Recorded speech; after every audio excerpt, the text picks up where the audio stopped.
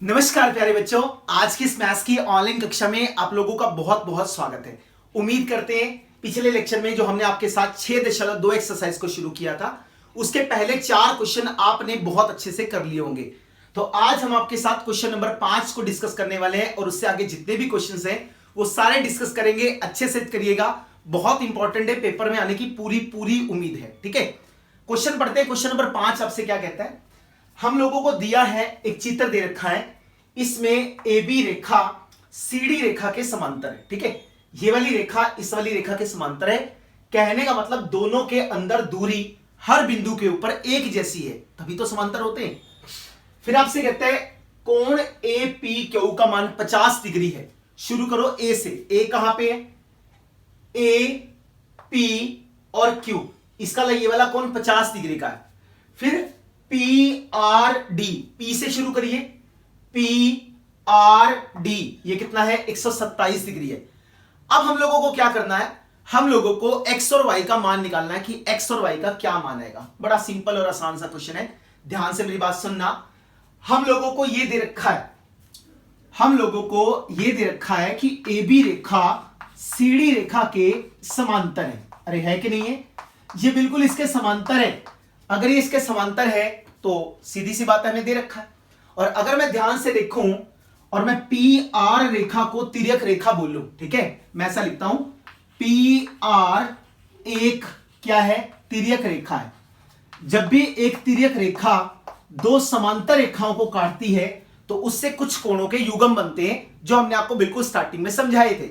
अगर आप ध्यान से देखोगे तो आपको एक चीज नजर आएगी, यहां पे ये कोण है कितने डिग्री का, 127 का, और तिर्यक रेखा के इस तरफ ये वाला पूरा का पूरा कोण बनता है ना, कितने डिग्री का आएगा, ये 50 का है, ये वाई का है, तो ये वाला कोण कितने डिग्री का बनेगा, ये वाला कोण बनेगा 50 डिग्री जमा वाई का। फायदा क्या होगा भाई, तिर्यक रेखा के एक इस तरफ मुंह करके बैठा है, एक उस तरफ मुंह करके बैठा है। हमने आपको सिखाया था जो तिर्यक रेखा के विपरीत दिशा में बनते हैं, मतलब एक इस तरफ बनता है एक उस तरफ बनता है, उसको हम लोग एकांतर अंतः कोण कहते हैं। क्या बोलते हैं, एकांतर अंतः कोण।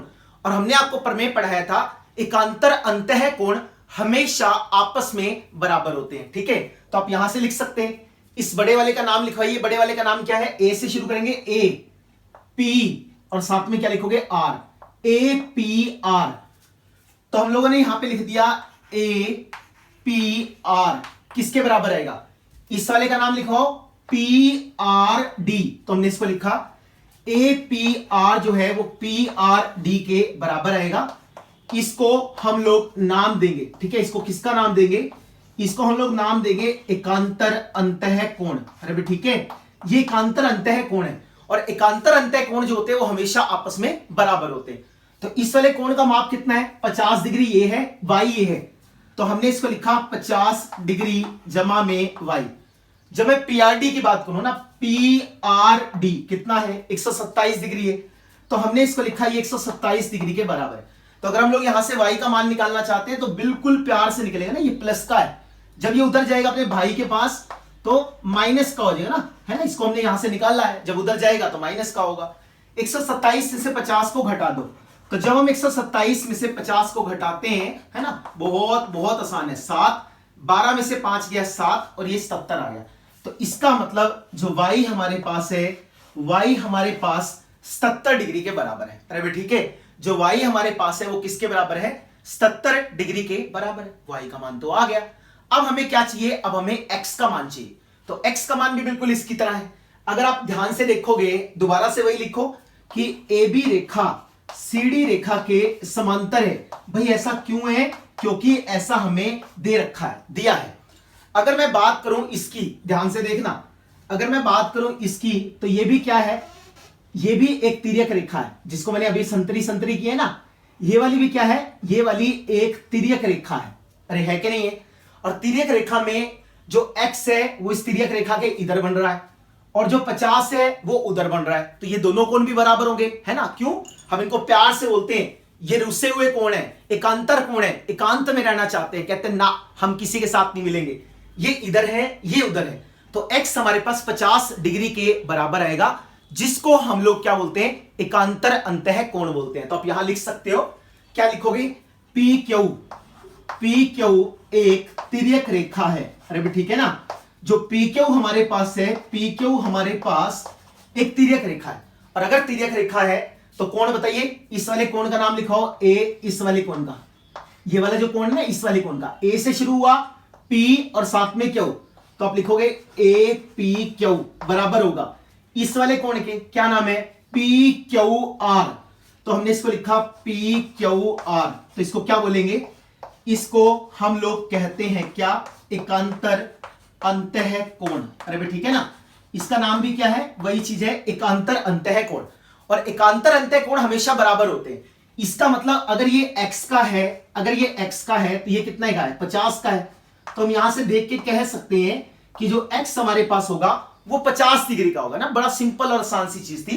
तो y का मान 70 आ गया और x का मान कितना आ गया, 50 आ गया।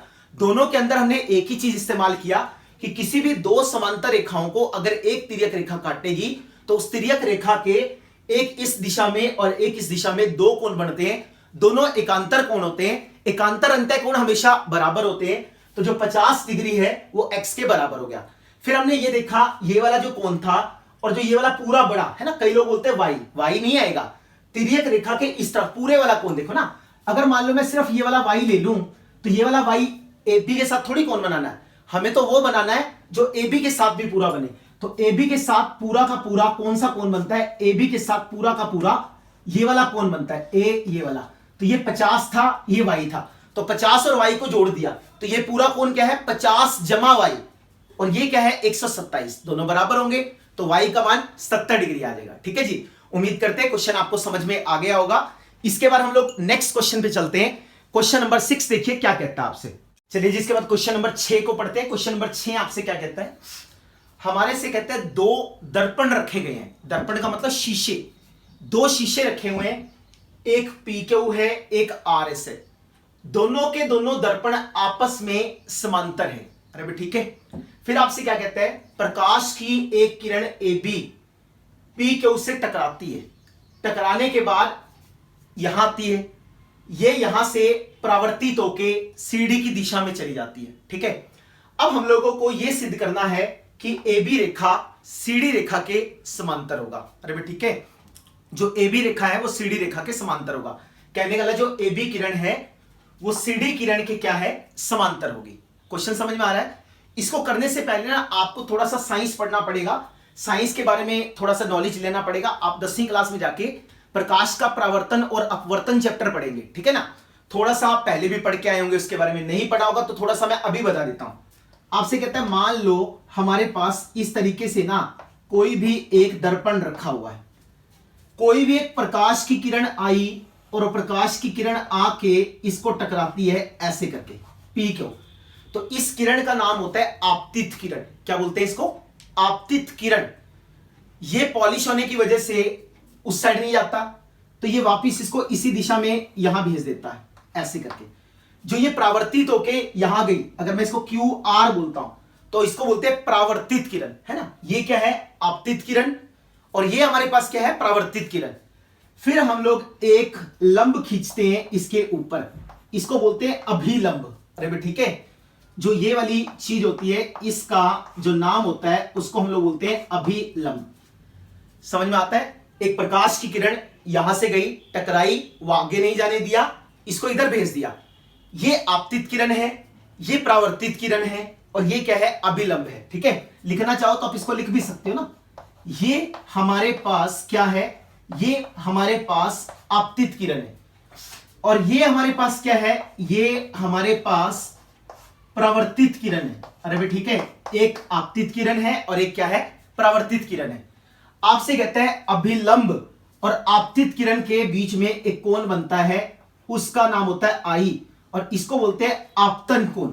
क्या बोलते हैं, आपतन कोण। अरे भाई ठीक है, ऐसे ही परावर्तित किरण और अभिलंब के बीच में एक कोण बनता है, इसका नाम होता है R, इसको बोलते हैं परावर्तन कोण। अरे भाई ठीक है, परावर्तन कोण। अरे भाई ठीक है, परावर्तन कोण। और ऐसा कहा जाता है कि आपतन कोण हमेशा परावर्तन कोण के बराबर होता है। ठीक है, कहने का मतलब ये जो I हमारे पास है, ये वाला I हमेशा R के बराबर होता है। समझ में आ रहा है। और एक चीज और होती है आपतित किरण, परावर्तित किरण और अभिलंब, तीनों के तीनों एक ही तल में होने चाहिए, तीनों के तीनों एक ही तल के बीच में होने चाहिए। वो हमें जरूरत नहीं है, मैं तो इसका इस्तेमाल करूंगा। ये प्रकाश की किरण है, जाके दर्पण से टकराई, इसको आपतित किरण कहते हैं, आके इधर भेज दिया, इसको परावर्तित किरण कहते हैं। एक रेखा खींची जो इस दर्पण के ऊपर लंब है, उसको अभिलंब कहते हैं। आपतित किरण और अभिलंब के बीच में जो भी कोण होता है हम उसको आपतन कोण बोलते हैं। ऐसे ही जो परावर्तित किरण है और अभिलंब है, इसके बीच में जो कोण होता है उसको हम लोग क्या कहते हैं, उसको हम लोग परावर्तन कोण कहते हैं। और यह अपवर्तन के नियम है कि आपतन कोण जो होता है वो हमेशा परावर्तन कोण के बराबर होता है, जिसको मैं इस सवाल में इस्तेमाल करने वाला हूं। ठीक है, तो उम्मीद करते हैं ये चीज आपको समझ में आ गई होगी। ज्यादा टेंशन लेने की जरूरत नहीं है, ये चीज आपको 10th क्लास में पढ़ाई जाएगी अच्छे से। फिलहाल तो आपको ये सीखना है कि आपतन कोण हमेशा परावर्तन कोण के बराबर होता है। ठीक है जी। अब मैं इस रेखा को समांतर करने वाला हूं इसके। अब आपको अच्छे से मालूम है समांतर करने के दो ही तरीके हैं, या तो एकांतर अंतः कोण बराबर कर दो या फिर संगत कोण बराबर कर दो, तभी तो होता है। अरे भाई ठीक है, चलिए शुरू करते हैं इसको। इसको करने से पहले हम लोगों को थोड़ी सी रचना करनी पड़ेगी। ठीक है, ये रचना क्या है? रचना में आपसे कहता है हम लोगों ने एक लंब खींचा, हम लोगों ने एक लंब खींचा, इसको नाम दे दिया किसका? BS का। और इसको मैंने नाम दे दिया किसका? इसको मैंने नाम दे दिया CR का। अरे भी ठीक है, तो आप इसको लिख दो। क्या लिखोगे, है ना, क्या लिखेंगे? SB लंब PQ। कल भी मैंने बताया था इस उल्टे T का मतलब क्या होता है? लंब होता है। तो SB PQ के ऊपर लंब है।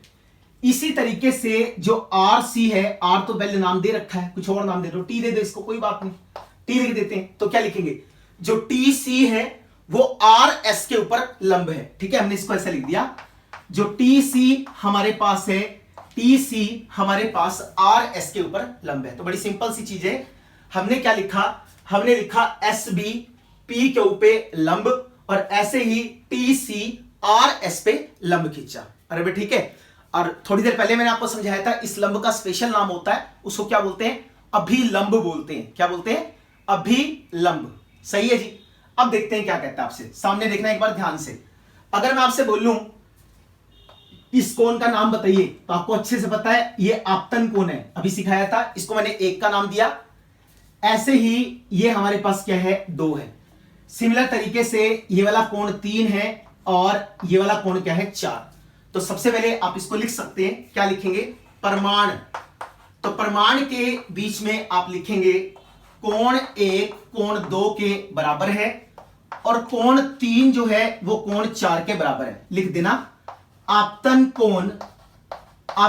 कोण जो होता है वो हमेशा परावर्तन कोण के बराबर होता है। अरे भाई ठीक है, जो भी हमारा आपतन कोण है वो हमेशा परावर्तन कोण के बराबर होता है। तो कोण 1 कोण 2 के बराबर है और कोण 3 कोण 4 के बराबर है। सही है कि नहीं? कोई दिक्कत नहीं है। जो कोण 1 है वो 2 के बराबर है और कोण 3 जो है वो कोण 4 के बराबर है। अब मेरी बात ध्यान से सुनना, जो BS है वो भी लंब है और जो TQ है वो भी लंब है। तो अगर मैं ध्यान से देखूं तो आप यहां से लिख सकते हो कि जो BS है वो TQ के समांतर होगा। अरे होगा कि नहीं होगा? जो BS है वो TQ के समांतर है, साफ दिख रहा है। ये लंब है, नीचे की तरफ आएगा। ये CT है लंब, ये ऊपर की तरफ जाएगा। तो दोनों के बीच में अंतर हमेशा एक समान रहेगा, क्योंकि ये भी 90 डिग्री का कोण बनाता है और ये भी 90 डिग्री का कोण बनाता है। अगर मैं दोनों कोणों को जोड़ूंगा तो 180 डिग्री बनेगा। और मैंने आपको सिखाया था किसी भी दो रेखाओं में अगर अंतः कोणों का योग 180 डिग्री होता है तो वो दोनों रेखाएं आपस में समांतर होती है। तो कहने का मतलब जो BS रेखा है और जो TC रेखा है वो दोनों समांतर है। उसके बाद अगर आप यहां से देखो तो आप क्या लिखोगे? ये जो BC हमारे पास है, BC हमारे पास क्या है? BC हमारे पास एक तिर्यक रेखा है। अरे भाई ठीक है, जो BC हमारे पास है, BC हमारे पास एक तिर्यक रेखा है। अगर ये तिर्यक रेखा है तो हमारी खोपड़ी घूमी, दोबारा से वही दो चीजें ध्यान में आई, या तो संगत कोण या फिर एकांतर कोण। अगर मैं ध्यान से देखूं तो इसके इधर कोण 2 बना है और इसके इधर 3 बना है। ये वाली रेखा इस वाली रेखा के समांतर है, ये वाली रेखा तिर्यक रेखा है। तो जो कोण 2 है वो कोण 3 के क्या होगा? बराबर होगा। तो हम यहां से लिख सकते हैं कोण 2 जो है वो कोण 3 के बराबर है। क्यों है? अरे भाई क्यों है, अरे भाई क्यों है, एकांतर अंतः कोण। अरे भाई ठीक है, ये हमारे पास एकांतर अंतः कोण है और एकांतर अंतः कोण हमेशा बराबर होता है। ठीक है जी, जो कोण 2 है वो कोण 3 के बराबर है क्योंकि ये दोनों रेखाएं समांतर हैं और ये तिर्यक रेखा है। तो एक कोण तिर्यक रेखा के इधर बना है, एक कोण तिर्यक रेखा के उधर बना है, तो कोण 2 जो है वो कोण 3 के बराबर होता है, एकांतर अंतः कोण हम इसको बोलते हैं। ठीक है जी, उसके बाद अब ध्यान से सुनना, हमें क्या लेके आना है, हमें ए बी रेखा को सीडी रेखा के समांतर करना है। उसके लिए ये वाला सारा कोण इस वाले सारे कोण के बराबर होना चाहिए। अगर ये वाला सारा कोण इस वाले सारे कोण के बराबर हो गया तो हम ये कहेंगे ये तिर्यक रेखा है, एक इस तरफ बन रहा है, एक इस तरफ बन रहा है, ये तो एकांतर अंतः कोण है और इनको बराबर कर देते हैं। ठीक है, हमने क्या किया, इसके दोनों तरफ 2 से गुना कर दिया। क्या मैं ऐसा कर सकता हूं? मैं बिल्कुल ऐसा कर सकता हूं। 4 4 के बराबर है, मैंने कहा इसको 2 से गुना कर दो। अगर आप इसको 2 से गुना कर दोगे तो हमारे पास जो 8 है वो किसके बराबर आ जाएगा, वो 8 के बराबर आ जाएगा। तो कहने का मतलब अगर मैं इसको 2 से गुना करूंगा तो 2 से गुना करने से भी दोनों बराबर होंगे। सही है, इसको लिखो कोण 2 जमा कोण 2 और इसको लिख सकते हैं कोण 3 जमा कोण 3। अरे भाई ठीक है कि नहीं है? अगर मुझे ये वाला पूरा का पूरा कोण बनाना है तो उसके लिए 1 और 2 दोनों का आना जरूरी है। मेरे पास 2 बार 2 लिखा है। अब आपको मैंने सिखा रखा है पहले कि कोण 1 जो है वो 2 के बराबर है, तो हमने क्या किया, हमने 2 की जगह पे 1 लगा दिया। अरे भी ठीक है, और ऐसे ही 3 4 के बराबर है तो इस वाले 3 की जगह पे हमने 4 लगा दिया। और यहां पे लिख भी देना, क्यों लिख देना, आप लिख देना कोण 1 2 के बराबर है और कोण 3 कोण 4 के बराबर है। अभी थोड़ी देर पहले हमने सिद्ध किया था, ये तो बहुत ही बढ़िया काम हो गया। तो कोण 1 जमा कोण 2 कोण 3 जमा 4 के बराबर आ गया। तो 1 और 2 को जोड़ो और कोण का नाम बताओ, ए बी और सी।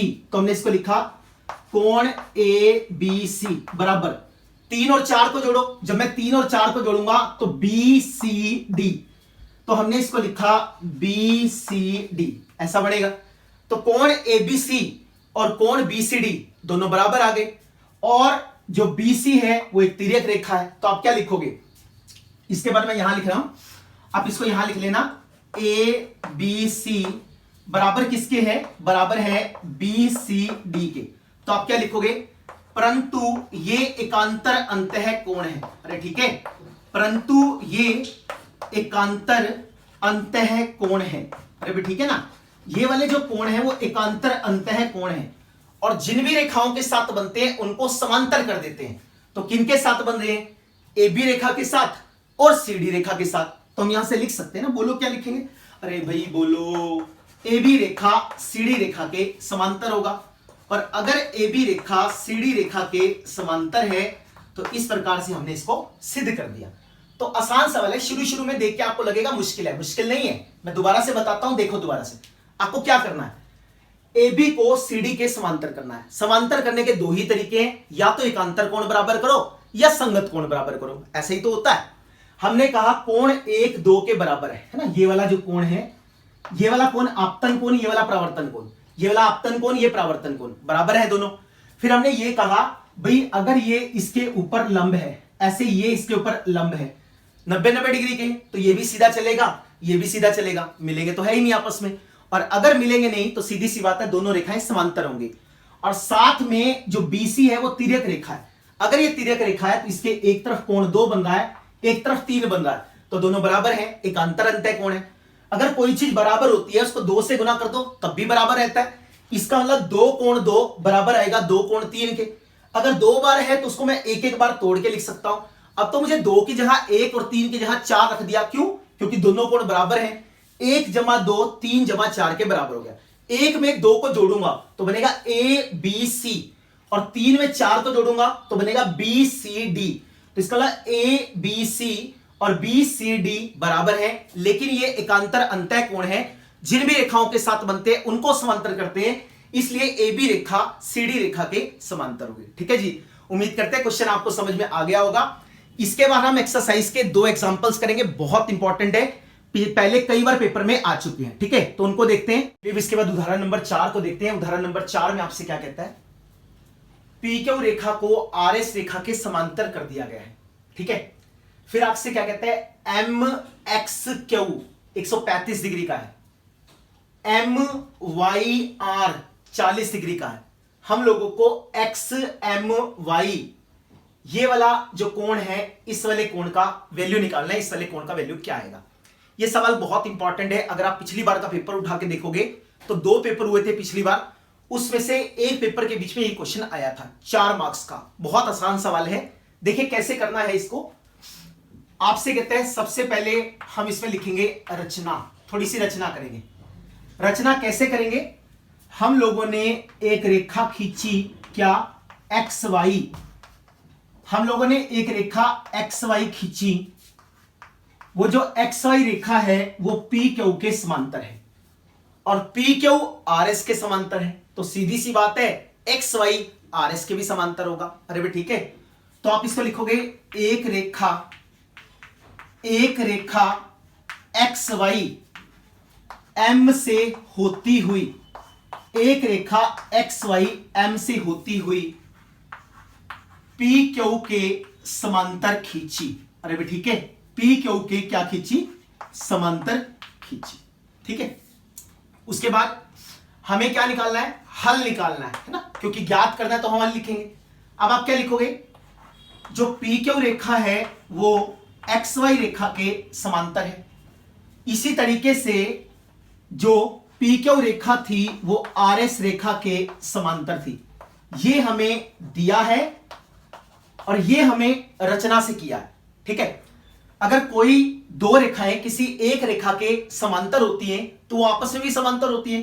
तो इसका मतलब हम यहां से कह सकते हैं, हम लोग यहां से कह सकते हैं कि जो एक्स वाई रेखा है वो आर एस के क्या होगा? समांतर होगा। सीधी सी बात है, ये इसके समांतर है, ये इसके समांतर है। इसका कहने का मतलब ये वाली तीनों रेखाएं आपस में क्या होंगी? समांतर हो जाएंगी। अरे भाई ठीक है, अब मेरी बात ध्यान से सुनना, ध्यान से सुनिए। देखो ये वाला कोण देखो, अगर मैं इस वाले कोण को 1 का नाम दे देता हूं और इस वाले को 2 का नाम दे देता हूं तो आप क्या लिखोगे?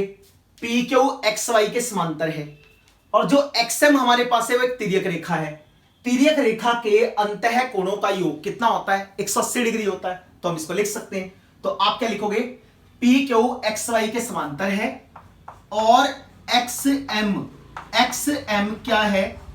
एक्सएम एक तिर्यक रेखा है और अगर ये तिर्यक रेखा है तो यहां से लिख सकते हैं कोण 1 जमा कोण 2 बराबर 180 डिग्री। अरे भाई ठीक है, इसको क्या लिखेंगे?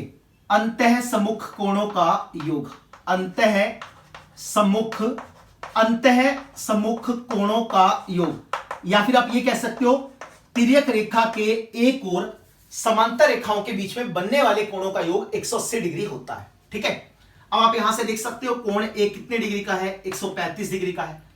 कोण 2 का हम लोगों को पता नहीं है, इसको उठा के इधर ले जाओ। जब इसको उठा के इधर ले जाएंगे तो 180 डिग्री माइनस का 135 डिग्री। अरे भाई ठीक है, जब 180 में से 135 को घटाएंगे तो हमारे पास क्या आएगा? तो हमारे पास कोण 2 जो है वो 45 डिग्री का आ जाएगा। सिंपल सी चीज है। तो इसका मतलब हम लोगों ने कोण 2 को 45 डिग्री का निकाल लिया। अगर मैं किसी तरीके से ये वाला कोण और निकाल लूं तो सीधी सी बात है, दोनों को जोड़ दूंगा और मुझे मेरा आंसर मिल जाएगा जो मुझे निकालना था। तो ये भी आसान है। अब आपको कहता है एक्स वाई रेखा आर एस रेखा के समांतर है, वो हमने देख लिया। फिर मैंने आपसे बोला आप इसको लिखो एम वाई एक तिर्यक रेखा है। अरे भाई ठीक है, जो एम वाई हमारे पास है वो एक तिर्यक रेखा है और अगर ये तिर्यक रेखा है तो एक कोण इधर बना है, इसको नाम देंगे 3 का, और एक कोण इधर बना है, इसको नाम देंगे 4 का। तो ये 3 है, ये 4 है, अलग अलग साइड में बने हुए हैं। तो हमने आपको बताया था एकांतर कोण है और एकांतर अंतः कोण हमेशा बराबर होते हैं। तो हम यहां से लिख सकते हैं कोण 3 कोण 4 के बराबर है ना। क्यों होंगे? क्योंकि हम यहां से लिखेंगे एकांतर अंतः कोण। अरे भाई ठीक है, ये वाले जो कोण हमारे पास है ना, ये वाले कोण हमारे पास एकांतर अंतः कोण है और अगर ये एकांतर अंतः कोण है, ये 40 डिग्री का है, तो कोण 3 हम यहां से निकाल सकते हैं। तो कोण 3 भी हमारे पास 40 डिग्री का होगा। अरे भाई ठीक है, तो ये 45 का है, ये 40 का है। हम लोगों को निकालना क्या है? हम लोगों को निकालना है कोण एक्स एम वाई। कोण एक्स एम वाई किसके बराबर होगा? 2 और 3 के। तो हम इसको लिखेंगे 2 जमा में 3। जो कोण 2 है वो कितने डिग्री का है? 45 का। और जो कोण 3 है वो कितने डिग्री का है? 40 का। 45 में 40 को जोड़ दो। अगर 45 में 40 को जोड़ेंगे तो कितने डिग्री का आएगा?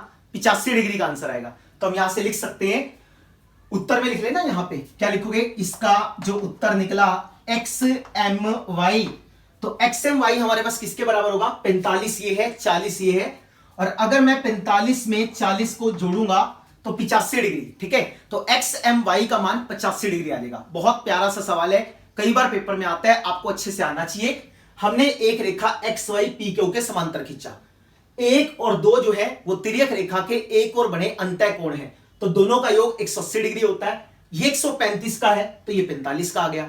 फिर हमने कहा कि एक्स वाई रेखा आर एस के समांतर है और एम वाई तिर्यक रेखा है, तो 3 कोण इधर बन रहा है, 4 इधर बन रहा है, एकांतर अंतः कोण है, बराबर होंगे। ये 40 दे रखा है तो ये भी 40 हो गया। तो एक्स एम वाई किसके बराबर आएगा? 40 ये, 45 ये, दोनों को जोड़ दीजिए, 85 डिग्री जो है वो हमारा आंसर आएगा। उदाहरण है, करना है, जरूर पेपर में आता है। ठीक है, इसके बाद हम इस एक्सरसाइज का लास्ट एग्जांपल देखते हैं, वो भी बहुत इंपॉर्टेंट है। तो चलिए जी, इसके बाद उदाहरण नंबर 6 को देखते हैं। उदाहरण नंबर 6 में आपसे क्या कहता है? ए बी रेखा सीडी रेखा के समांतर है, सीडी रेखा ईएफ रेखा के समांतर है, जो ई ए रेखा है वो ए बी के ऊपर लंब है।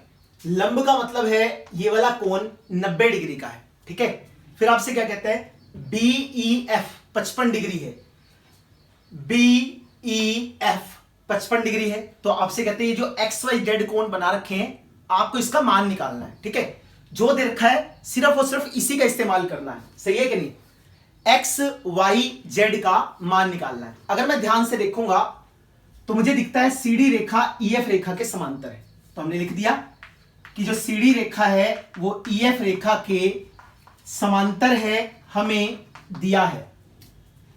जो ये हमारे पास डीई रेखा है ये क्या बनेगी? तिर्यक रेखा। आप लिख लो, डीई एक तिर्यक रेखा है, और अगर ये तिर्यक रेखा है तो तिर्यक रेखा के एक और जितने भी अंतः कोण बढ़ते हैं सबका योग 180 डिग्री होता है।